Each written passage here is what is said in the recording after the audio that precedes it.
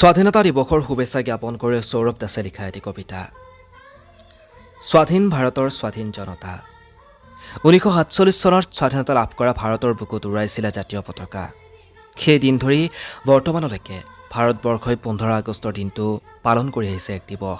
সেইটোৱে হৈছে ভাৰতৰ স্বাধীনতা দিৱস। ভাৰতবৰ্ষই তিনি বৰণীয়া জাতীয় পতাকাৰে কৰি পেলাই 15 আগষ্ট দিনটো ৰংচঙীয়া স্বাধীনতা দিৱস বুলি। নহয় যেন ভাৰতবৰ্ষৰ বুকুত প্ৰতিটো দিনেই জিলিকি থাকে যেন জাতীয় পতাকা।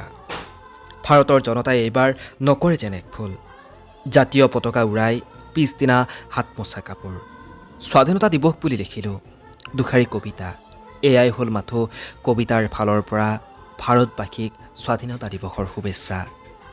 ধন্যবাদ।